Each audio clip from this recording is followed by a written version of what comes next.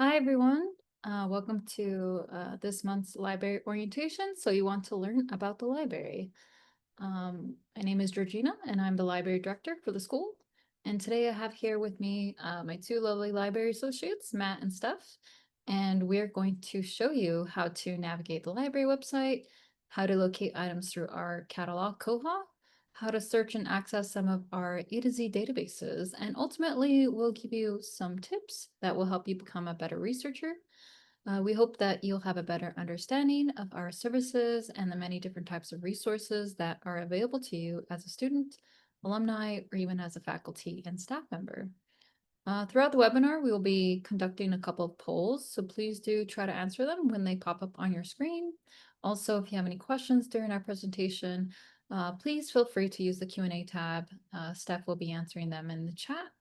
And at the end of the presentation, we'll have additional time to answer any lingering questions live. So first things first, we would like to take a poll to get a better understanding of our audience. So if you can, please select the one that best describes you in your current status. So if you're in your first month, you're just getting started, you're a brand new student, please select that option. If you're somewhere in your first month, please select that, or first year, then please select that option. If you're somewhere in the middle, in between, in your program, please select that one. And if you're about to graduate, you're in your final months, please select that option as well. And if you're not a student, you must be an alumni or even a faculty staff member, or maybe you're just a guest joining us today. So please select those things while we get situated over here. So for this term, students and staff can access the library on campus. We're located in B2, first floor. We just moved into this new space. And so if you want to come by and visit, you can do so. So for the most part, we're open Monday through Friday. Monday through Thursdays being 8 a.m. to 8 p.m. and Fridays from 8 a.m. to 6 p.m. Though depending on upcoming holidays or special events, we may be closed early or at certain hours. So please check our library website for more accurate hours. And while you're up here at the library, you may utilize the computers, borrow the materials, you can print and scan, and just use a space for study. Again, you can check out our library website, which will go on in depth in a little bit for more updates and alerts. And here's just a quick snapshot of our contact info. Many of our digital resources and online services will remain available on our website. And again, we'll go more in depth in a little bit. But before we move on, I just want to get another poll. Just want to know if anyone has visited our library, our new location, whether it may be in person or maybe if you've visited our library website, please select that as well. If you've, seen both our campus and online websites, that's great. And if not, that's okay. That's why we're here to give you the rundown on that info. So just gonna switch gears here and we'll move towards our library websites. Let's see. Alrighty. So this is the library website. You can visit us at library.lefilm.edu, or you can go through Connect or through your LMS portal under resources. So I'm just going to go over some of the key aspects of the library website, starting with the library's homepage. And at the top, you'll see several tabs that will lead to a different page or sub guide for each of these. And I'll be diving into the About section, services, and our collections. And Matt will be diving into research and ways to support us. And then I'll end it here with our user guides for our alumni.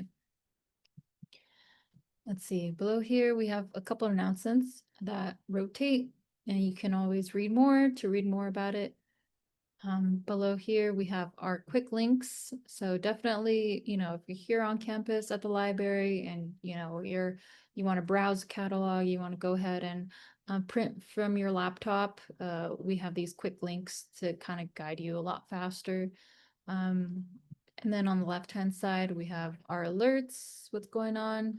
If you want to create a library account, we have our hours and location, our contact information. So all this will be located here on the left-hand side.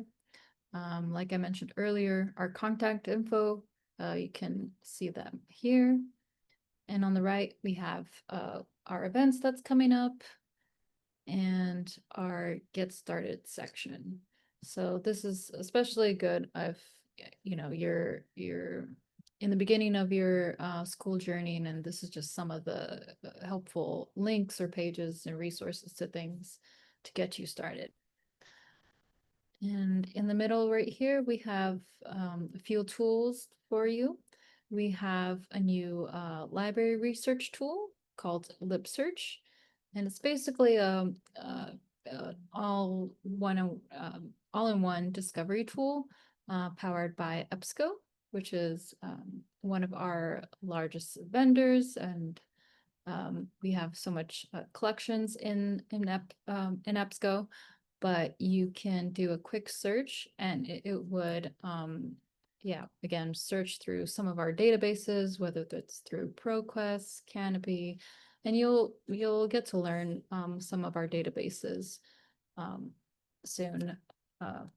And you can do a quick search. So for a small demonstration, we can see if we can search for a title.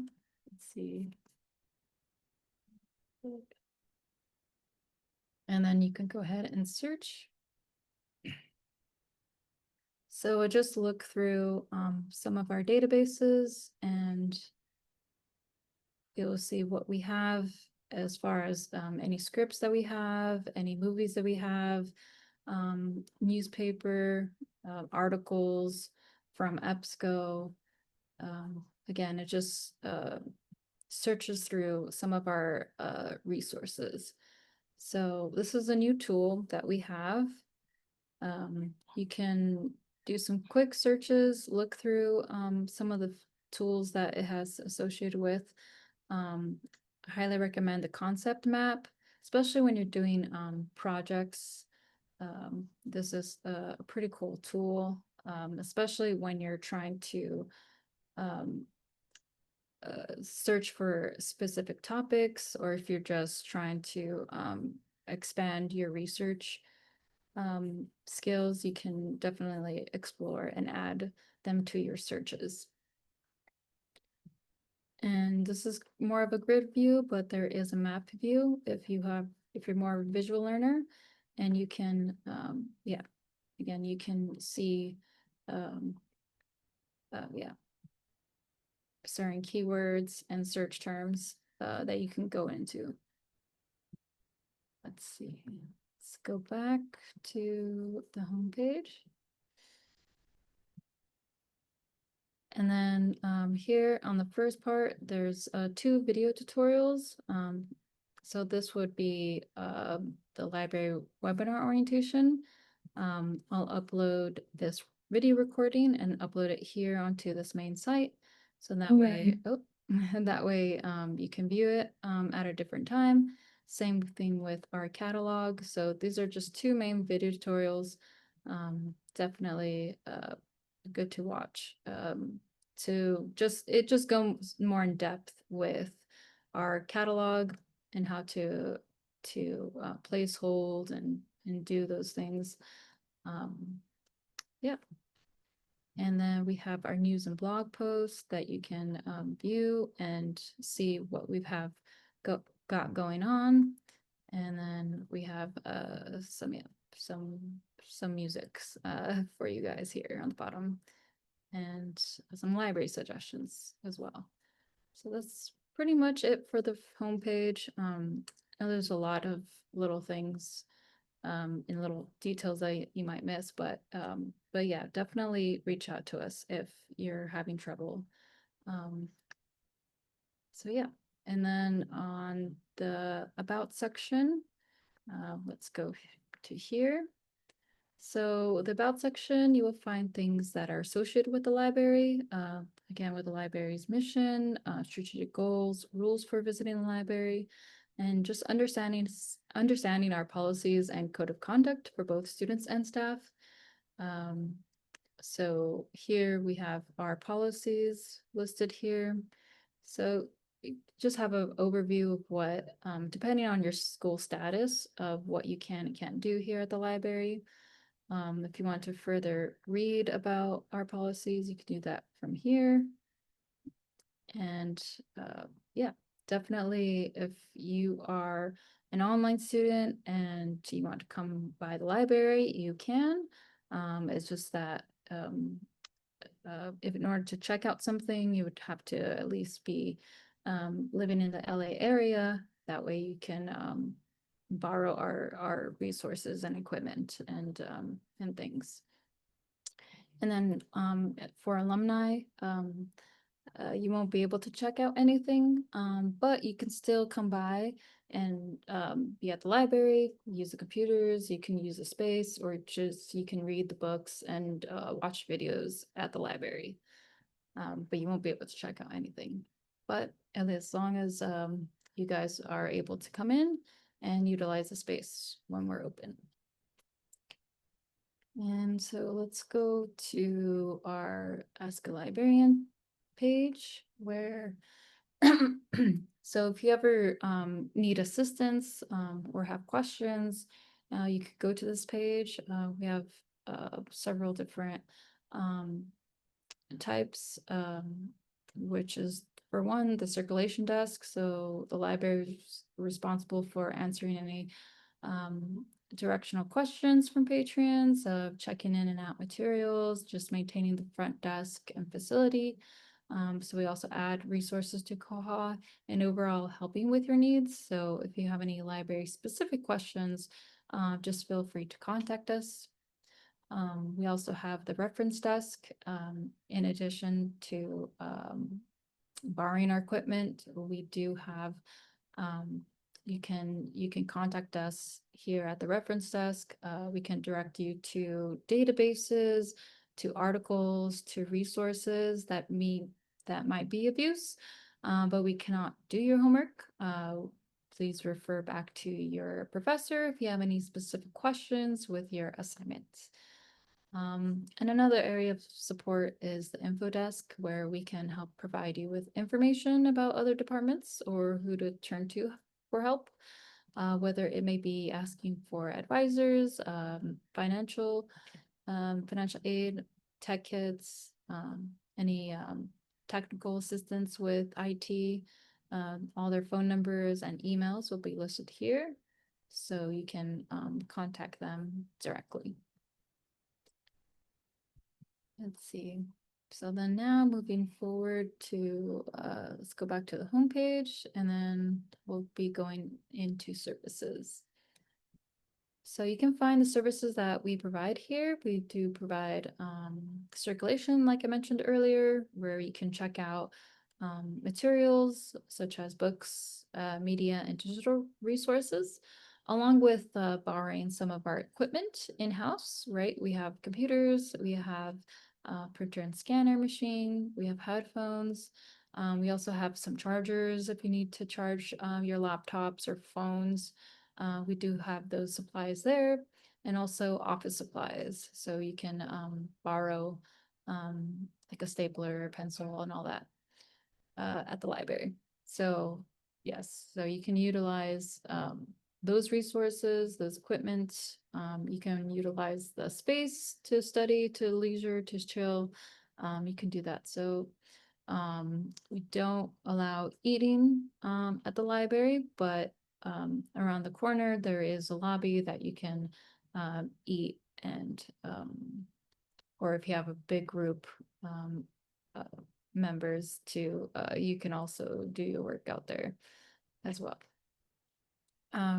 So And let's see, and yeah, we also provide support. We also do webinars, and we also do events too. So we've been collaborating a lot with the events team, with student advising to come up with certain events. And believe Halloween is coming up. So I believe that's a Thursday on October 30th, which we'll be having our Halloween event. So it will be at the Selma backlot that night. So I believe the hours are from 3:30 to 6. So I know that is upcoming. So check your newsletter and connect. And yeah, hope to see you there. So let's go back to the homepage. Where I'll be diving into collections. So as you can see here, we have books, films, screenplays, magazines. We have some audio CDs and DVDs, or music DVDs. We have games and a lot of electronic resources. So you can further view our purchased collection through Koha. So you can go ahead and click on library catalog button. So that will route you to our catalog, which is Koha. And you can use this platform to view our materials. So we're just going to switch gears here, and I'll be demonstrating a few searches. So let's see. So the purpose of the catalog is to locate items within our collection. You can use it by title, author, their ISBN number. That's great. You can go ahead and input that in there. So for example, you already know what you're looking for. So you can just type in a keyword or a title. And you could go ahead and click search. And two results will pop up, let's say, for Baby Driver. So we have the screenplay and then the video for it. So you can go ahead and click on electronic access. So let's say, I just want to read the script, and there is an online version. So you can go ahead and sign in.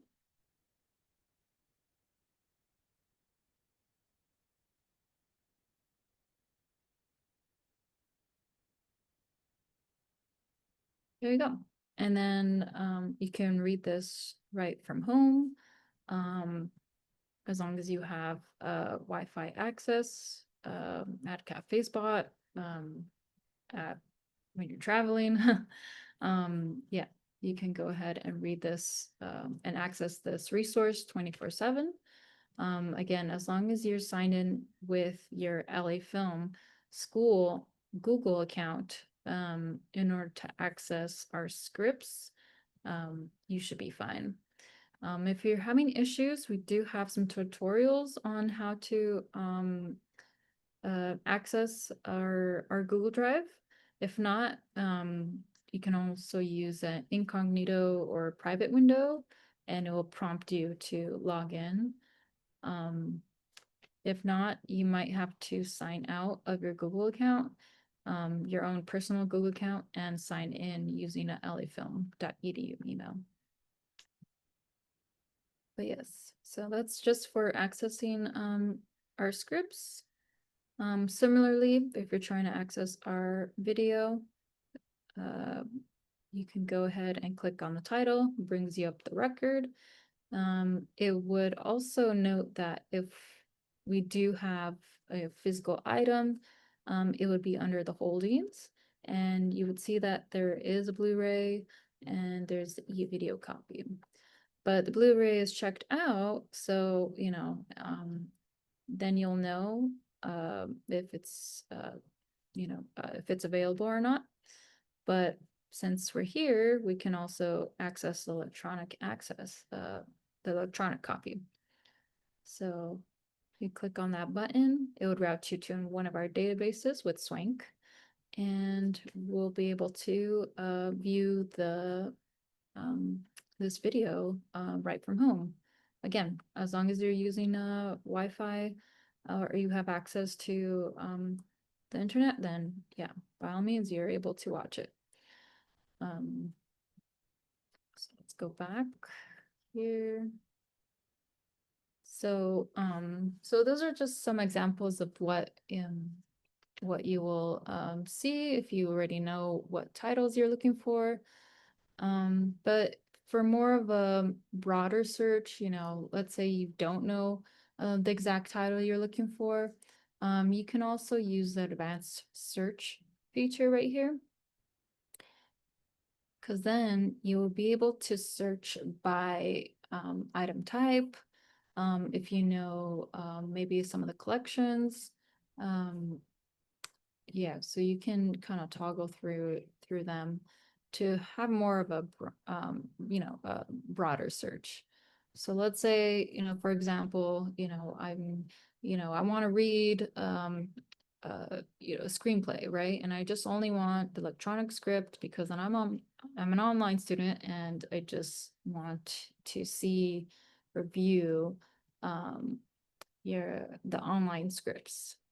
So I selected eScript, eTV Move scripts, eTV scripts. Yeah, and then you can go ahead and sort this by alphabetical because, just like viewing things in order.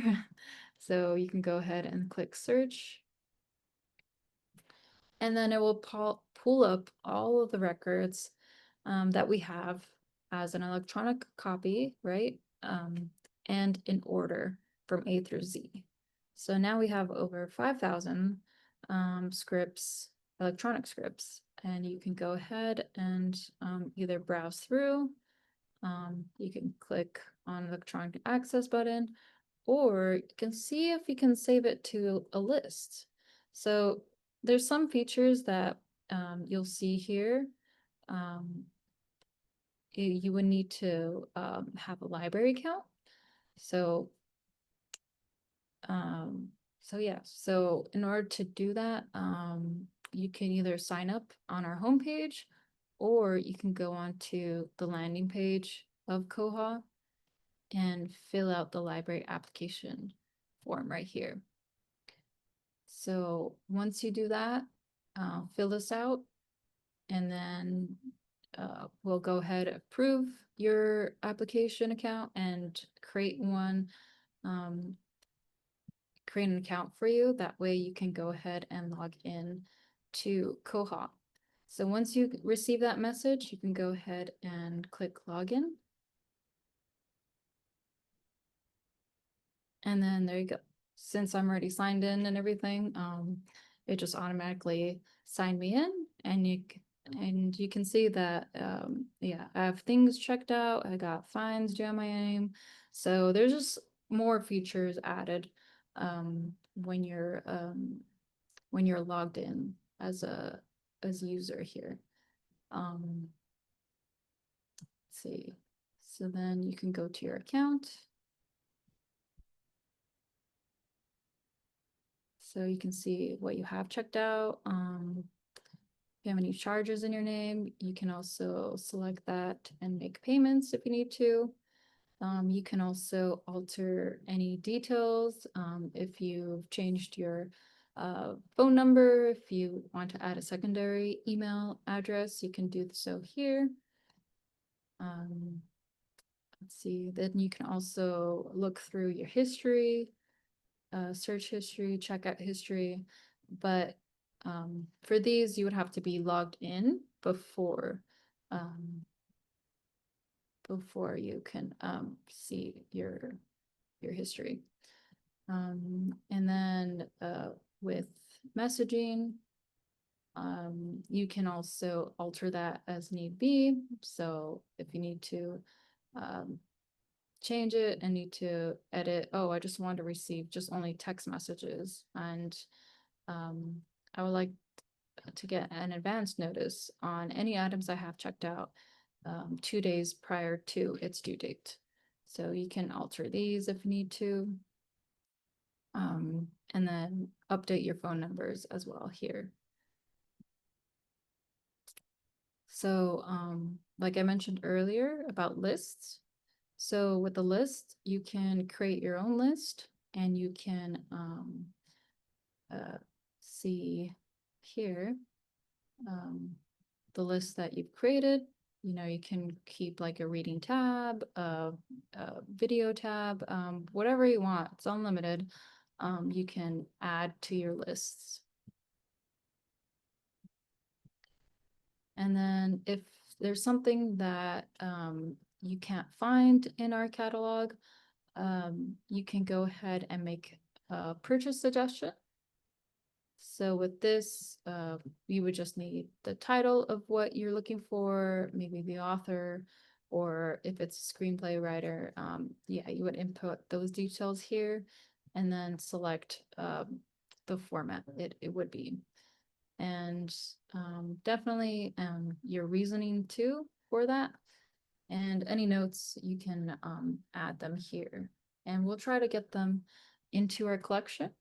The more feedback, the more suggestions that we collect, the better the collection it will be, because this all reflects on what you want. So yes, so not everything will get approved, but at least we'll see if we can purchase it or maybe get it elsewhere or maybe locate somewhere nearby your location. So yeah. So again, if you want to learn more about Koha, you can view the more in-depth video tutorial and other like how-to tutorials on our tutorials page.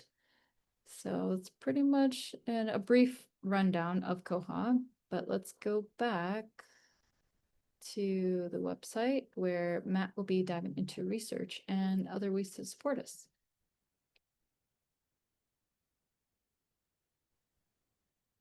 Thank you, Georgina. And hello to everyone watching. Thank you very much for being here with us today. Like Georgina said, I'm going to be going over two sections of our library website. I'm going to be going over the research section and the support us section. The research section has a lot of really cool resources, and then I'll briefly touch on the support us section afterwards. So, one of the key features of the library website is our collection of online databases. These are useful for doing research for essays, if you're writing a thesis, or even if you're just looking for some reliable information on a given topic. But before we begin, I have another poll for you. It's a two-parter. So we want to know how many of you have experience with academic journals, and if so, which ones? So if you have had experience with academic journals, you can select one for yes or two for no. And if you have had experience, we just want to know what kind of platforms you've used. If it's something like Google Scholar, something like EBSCO, something like ProQuest or ERIC or JSTOR, or if it's something that's not listed here, you can select other and let us know. But let's go ahead and get right to it. So what we're going to do is we're going to click on the research tab that's up here near the top. We're going to click on that, and what that's going to do is that's going to bring us to the research guide. And as you can see, there's a lot of really cool resources here, like tips for choosing a topic, finding books, different citation styles. But for right now, what we're going to do is we're going to click on the tab that says A to Z databases. So this is going to bring us to a list of all of the different databases that we offer access to. Most of the databases featured here come from academic sources, and some of them are from open access libraries. So if it's open access, that means it's open to the public and anybody can access it, whether you're a student or not. And some of them are subscription based, which means that um, they're available to you because we've purchased a subscription. Uh, but you can be sure that all of the materials provided come from verified sources, which is really important when you're doing research. And as you can see, there's a couple different ways that you can browse the databases. You can browse by subjects, you can browse by database type, you can browse by the vendor/provider. You can type in if you know the name that you're looking for, or you can just scroll through the list, or you can click on one of the letters and it'll anchor you down to databases that begin with that letter. Very standard. But yes, this is the list of databases that we offer access to. So like I said, some of the subscriptions or some of the databases are subscription based. So you have access to them because we bought a subscription. So when you try to access them, you might and probably will be prompted to log in. And in that case, you'll just log in with your LA Film credentials for access and it should work fine. And if for whatever reason that doesn't work, you can contact us and we'll try to figure out why it's not working for you. And if you need more clarification on how to access the databases or how to conduct simple searches, you can find a guide under the tutorials page. I know Georgina briefly mentioned the tutorials page, and we will go over that a little bit more in just a bit. But for right now, what we're going to do is we're going to explore some of these databases that are featured here so you can get a feel for what some of them look like, what they're used for, and how you use them. So just to start off, let's just click one that's near the top. We're going to click on Alexander Street Press Film Scripts Online. And so this is a really great database for accessing scripts. This database offers access to over 100 scripts, all of which are authorized versions. The database offers a few ways to browse. You can browse by people, you can browse by genre. As you can see, you can browse by critical assessments. It's a really useful tool when analyzing the differences between the page and the screen, right? So if you're somebody who's interested in filmmaking, obviously it's a good tool or it's a good skill to be able to read what is happening in a screenplay versus what you're seeing on screen, right? And I do want to make a note that this database is separate from our collection in Koha that Georgina was showing you earlier. There are two different databases, two different collections. So this is a collection that's powered by Alexander Street Press, and then the ones that Georgina was showing you on Koha are ones that we found online. So two different databases. But this one's really great, and we're just going to show you how to like browse through it really quickly. So let's click on genre just to give you an idea. And as you can see, there's a list of genres and then a number of screenplays related to each genre. So let's just pick one. Let's pick fantasy. And as you can see, there are 10 scripts within the fantasy category. And we'll just click the one at the very top. Let's click on Highlander.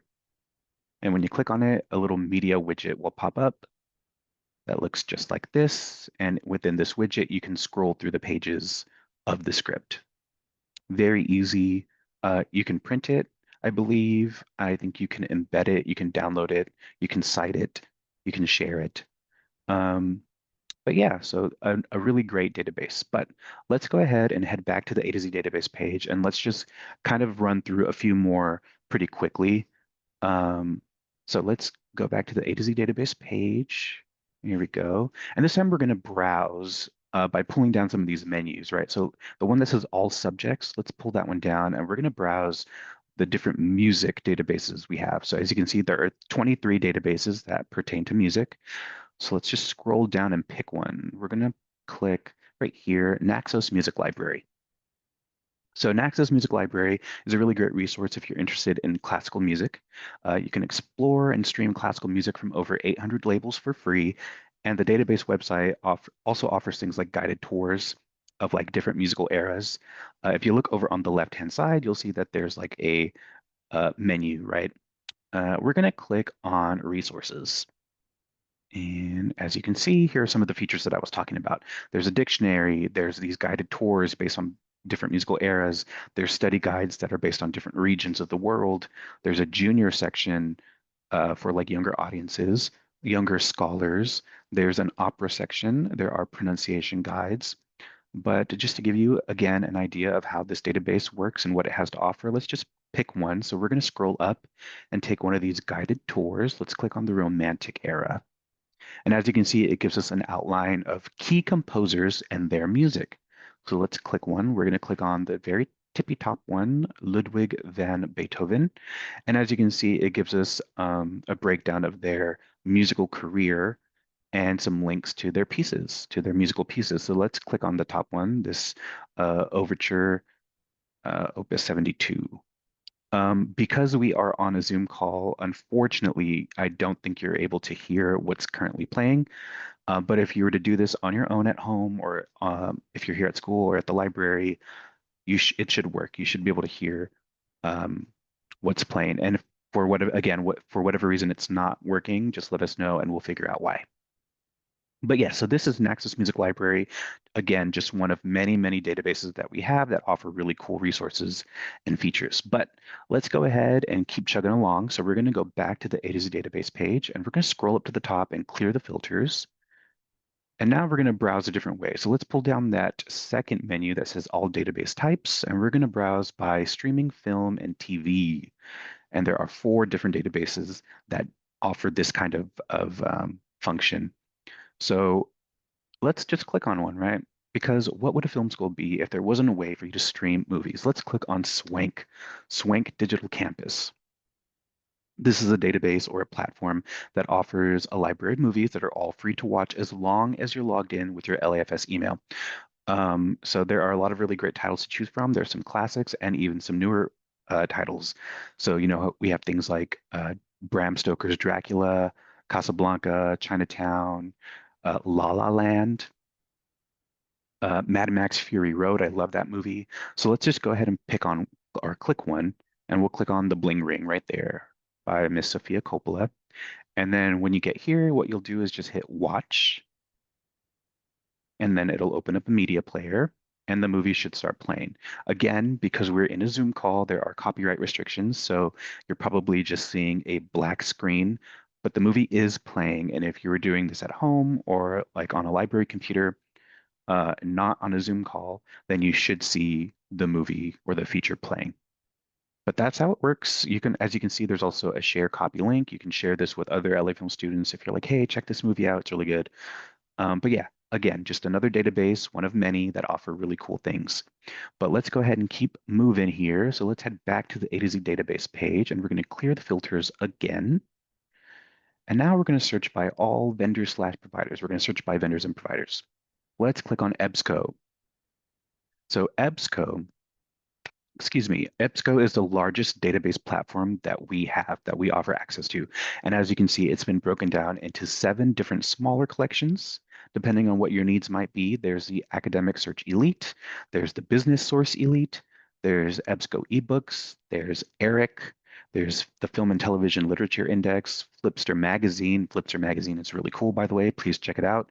And the Original Business News. But what we're going to do is we are going to take a page out of Georgina's book, and we're going to do a little demonstration. Just like she did with Koha, we're going to do a demonstration, and we're going to use Academic Search Elite. So EBSCO is an academic um, platform, right? We're talking about it earlier, you know, things like Google Scholar, things like JSTOR. EBSCO is like that. It functions the same way. It's for academic research. So what we're going to do is we're going to show you how to do a simple search using EBSCO. And one of the first things you might notice when you open up EBSCO is that there are multiple search fields. And that's because EBSCO uses something like most academic platforms uses, something called Boolean operators. And Boolean operators are search tools to help you refine your search. Because if you're somebody who's done academic research in the past, maybe you're doing research for like an essay or something, you probably know that it can take a very, very long time to sift through all of your search results, finding something that's relevant, finding something that's appropriate, or finding something that's useful, right? It can take a really long time. So using things like Boolean operators can help make your search or your research more efficient, and it can help you cut down on time that it takes to find something that you can use. And we're going to show you what I mean. So in the first search field, what we're going to do is we're going to type in time travel. Or actually, no. For the spooky season, we're going to do something different. We're going to type in horror, Horror. Ha, ha, ha, ha. And underneath in the second one, you'll see that just to the left of it, there's this little drop-down menu, and it says and, or not. So this is one of those Boolean operators I was talking about. You see it says Boolean, right? So let's say that we were going to do horror and motion pictures, right? If we typed in motion pictures in the second search field, if we were to conduct the search this way, we're telling EBSCO we want search results that contain both of these key terms. We want search results that contain horror and motion pictures. It has to contain both of them in order for it to show up in the search results. So you're being very specific with EBSCO, telling it what you're looking for. If we were to change the Boolean operator to or, you're broadening the search a little bit. You're telling EBSCO, okay, I'm looking for things that mention horror, and also things that might mention motion pictures, one or the other, or both, right? You're giving it a little bit more space, a little bit more, you're being a little bit more broad or with your search or with your query, I should say. But if we were to change the Boolean operator to not, now you're being specific again, but this time you're telling EBSCO, I want search results that mention horror, but anything that mentions motion pictures, I don't want to see it. Do not include it in the search results. Does that make sense? So again, these are just tools to be very specific about what it is that you're looking for, because if you're doing academic research, again, efficiency, right? Efficiency is the key. You're trying to get something done. Also, if you look to the right of the search boxes or the search fields, there are these definitions, right? You can define your search term. Is your search term a title? Is it an author's name?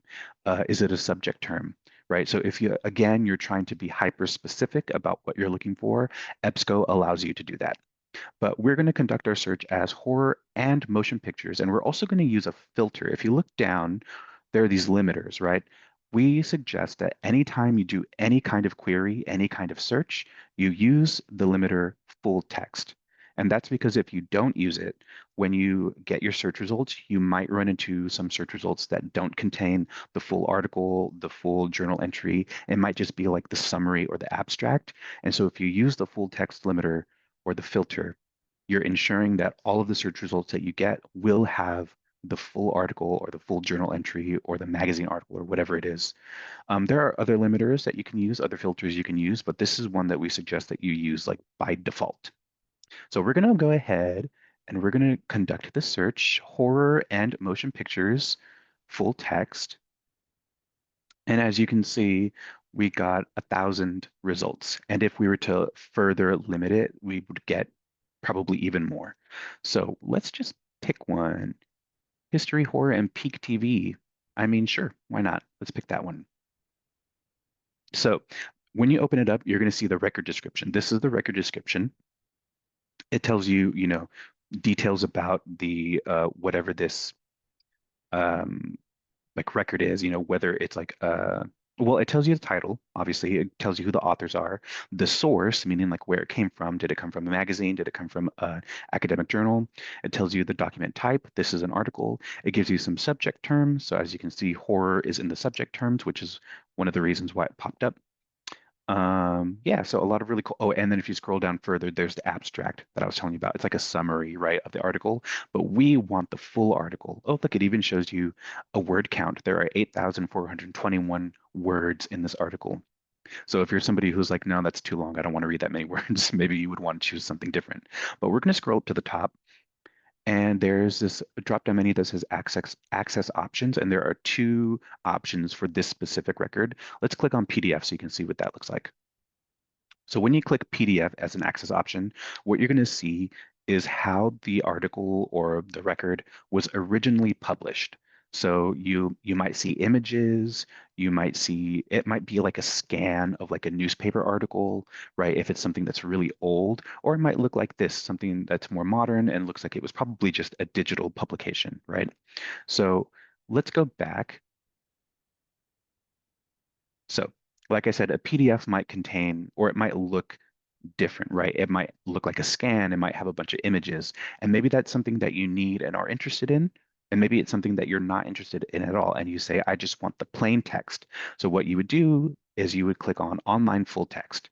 And in that case, what it is, it's EBSCO has gone ahead and taken all of the text from that article and formatted it in just plain text so that maybe it's easier for you to read, or maybe you're trying to like save on ink because you want to print this out, it whatever the reason might be, um, this option is here for you. There won't always be both options, but sometimes there will be. Sometimes there will be other access options too. Sometimes it'll take you to an external site. So if that happens, don't be alarmed. Just, you know, go with the motions.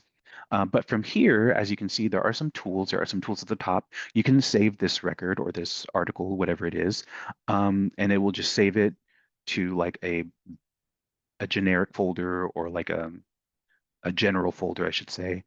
But if you want to save it to a specific folder, if you go one tool over to this folder with the plus button, you can save it to a specific project that you've created. So if you want to create a project that was like articles about horror or whatever it is that you're doing research for, you can create a folder for it. EBSCO calls it a project, and you can save several articles to that one folder to keep yourself organized, right? So if you're doing multiple projects or you're doing research for different things, you can keep all of your work organized. So that's a really great feature. So let's close this. You can also cite. So if you go to the left here, if you decided you want to use this for like a thesis or an essay and you needed to cite it, EBSCO does the work for you. You just have to pick the citation style and copy paste into your works cited page or your bibliography or whatever it is. Very, very convenient. So let's close that. You can also share. If you hit that share button, you can create a link, like a share friendly link. You can share it to your OneDrive. I know that as LA Film students, you're equipped with a Microsoft account, so OneDrive would be probably what you use. But yeah, and then let's go ahead and close that. You can download it. You can print it. You can translate it, which is really cool. If you're somebody who prefers to read in a language that is not that the article isn't in, you can translate it. And there's a bunch of languages that you could choose from. Very, very cool. There are publication comments and the listen. This is really cool.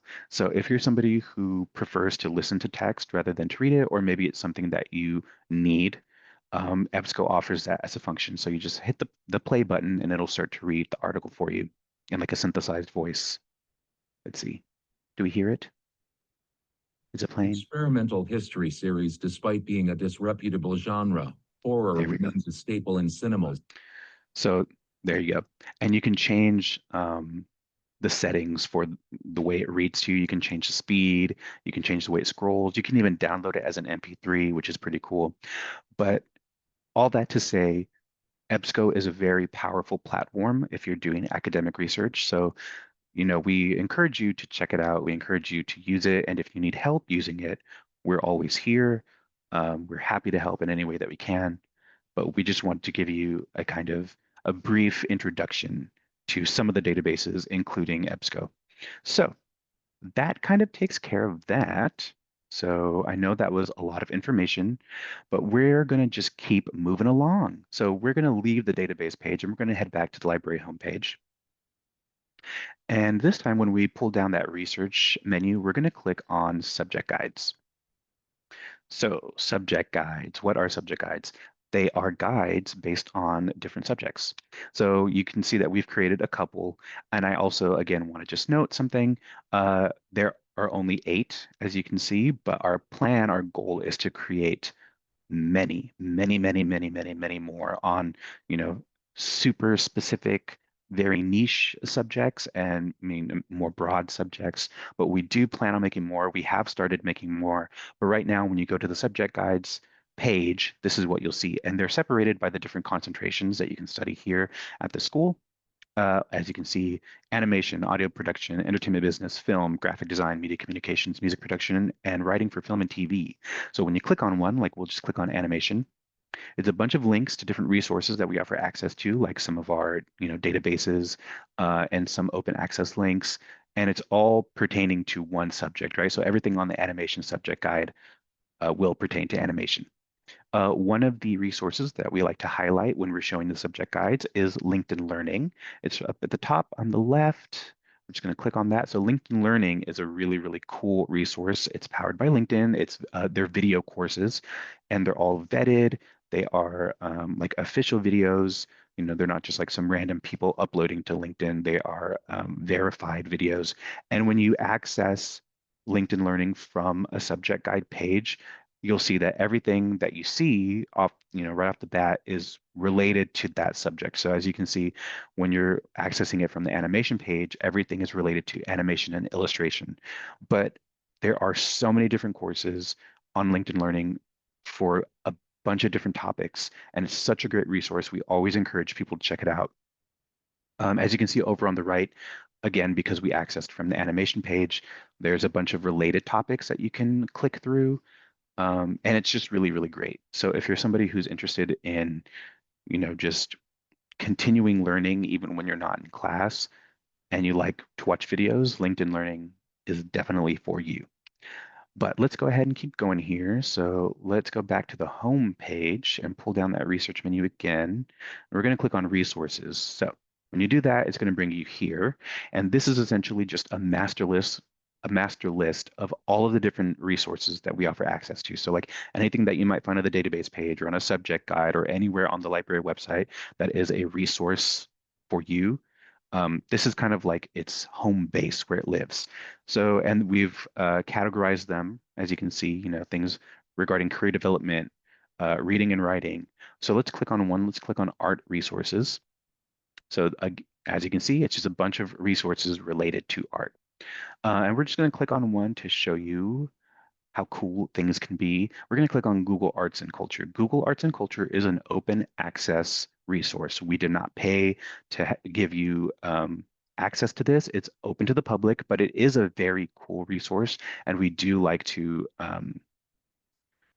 highlight it, right? We like to let people know that it exists because it's so cool. So essentially, what it is, it's just Google's way of you know giving access to people for the arts. They have like virtual exhibits, virtual galleries, they have games, they have like presentations. They have a lot of things that are interactive, and it's all just to teach you about art and culture from all over the world. So it's a really, really cool website, and it changes. It's constantly changing. So if you check it out one day and then you check it out like a week or two later, it might be completely different with a bunch of different galleries and exhibits featured on the front. So definitely check it out and check it out often if art and culture are something that interests you. But let's keep going. Let's keep going. We're running out of time. So let's go back to the home page. Here we go. Boom. Okay, so now let's click on tutorials. Georgina briefly mentioned tutorials. I briefly mentioned tutorials. Tutorials, this is where they live, the tutorials page. So there are tutorials on things that we've already discussed, like Georgina mentioned was teaching you about Koha, and there are tutorials on Koha. There's tutorials on LibSearch. I know Georgina briefly mentioned that at the beginning of the presentation also. There are tutorials on how to install the various softwares that come from your tech kit. It's going to redirect you to the tech kit page. There are tutorials on the different databases, like what I was just talking about. There's tutorials on how to use the printer and the scanner when you're here on campus and you come to the library and you want to print something or you want to scan something. Obviously, we're here to help, but if you want to learn how to do it beforehand so that you're prepared, here are some tutorials. You can also, as you can see, install the printer software onto your own device. If you have your own personal laptop or if you've received a laptop in your tech kit, you can install the printer driver onto that laptop so that you can print on campus without having to use one of the library computers. So just a tip. But let's go ahead and head back to the home page, and we're just going to keep moving along. Regarding the tutorials, by the way, I just want to say the tutorials are there to help you. But if you're somebody who's like not really interested in video tutorials, or you would just rather speak one-on-one with somebody, obviously we are here to help you, and we're happy to help you. So just keep that in mind. We just made the tutorials as like a supplement in case it's easier for you. But anyways, let's go back to the homepage and let's scroll down the homepage. We're going to scroll down the bottom right here, discounts. We have a whole page dedicated to discounts. So there are discounts that are available to students. Some of them are online. Some of them are places that are here in the Hollywood area if you're an on-campus student. So please check this page out if you're somebody who enjoys a good coupon every now and then. This is definitely the page for you. As you can see, we organized it a little bit. There's a page for student discounts. There's a page for staff discounts. If you're staff watching this, yes, there are discounts that are available to you. So yes, check this page out if you want to save some money. And let's keep going. We're almost done here, I promise. I know we're going a little bit over on time, but let's go to the Support Us page. So if you're wondering, how can I support the library team? They're so cool. They're so nice. I want to support them. Well, there are ways that you can support us. And the first way that you can do that is by giving us suggestions and feedback. Suggestions and feedback help us immensely, more than you might think. The only way for us to facilitate your success here is if we know what you need from us. What do you need in terms of the facilities, in terms of the physical space? What do you need in terms of media and resources, things like that? What do you need in terms of our collection and in terms of our services? Even if it's something like, I think you need to paint the walls a different color, whatever it is, we want to know what your thoughts are so that we can continue to create a place that will foster your success, because that's what's important. And then another thing that you can do is you can donate to the library. We don't want your money, but if you have material donations, like if you have some movies that you're trying to get rid of, like DVDs, Blu-ray, if you have some books you're trying to get rid of, maybe some comic books, maybe some scripts, those are donations that we do accept. So if that's something that you're interested in, you'd like to donate some materials to the library, you can get in contact with us and we can try to coordinate something. I will say that we can't promise that we'll keep every donation. It is dependent on the space that we have, what the donation is, what condition it's in. But we're happy to look at it. And if it's something that we think we can use and that we have space for, we will happily take it off your hands and we will thank you kindly. And that, my friends, has concluded my whole spiel. I know it was long, it was a lot of information, and we did go over on time a little bit. I do apologize, but I'm going to go ahead and hand it back over to Georgina so that she can um, Wrap it up. wrap it up. Bye and It's goodbye. all good. Thank you, Matt. Thank you for giving us the rundown on research and ways to support us. Real quick, let me go to the user guides for alumni. So for those of you that are already graduated or about to graduate, first off, congrats. And second off, we'll still have some resources for you that will be available to you as an alumni member. Though there's certain things upon graduation that you will lose, like LinkedIn Learning after 6 months. Upon graduation, you'll lose access to that. And then also with O'Reilly Online Learning, I know that's this month, there has been some changes on some access to that, but for certain programs, and then those students that are in those certain programs, you'll lose access to it after a month upon graduation. And then there's other software that's here. The info will be listed here along with just other things resource-wise that you'll have access to. But like I mentioned before, that alumni are always welcome here back at the library to utilize the space, to utilize the resources here in person. And as well as we'll be able to log in and access some of our databases, some of our online resources. So please do take advantage of that. Yeah, so last but not least, before we wrap up, just want to quickly mention again that our contact information will be here, our social media. We do have Facebook, Twitter, Instagram, TikTok, Spotify, and Letterboxd platforms. So you can follow us to stay current on what is happening in and around the library. You get some updates on anything that we've added in our collection or what's new. So it's a good way to be in the know. So you can follow us through there. Again, you can find, all that here. And like what Matt mentioned, you can also always schedule an appointment with us if you are needing to need our help, like a one-on-one. You can create an appointment through here, or you can also call or email us and we can schedule it that way as well. So, we're always happy to help with you accessing resources, with searching with some of through some of our databases. And yeah, we just hope that you give a better understanding of our resources and services. So then that way it would help you along your journey here at LA Film. So if there's any questions, please use the Q&A at this time. Maybe it's something that we did not cover, or maybe you still need further information on, you can go ahead and use that. If not, again, you can always check back with us, contact us. We promise we won't bite. So looks like we don't have anything, and that's all right, but you can always, again, contact us. Yeah, so thank you again for joining us as we explore the library.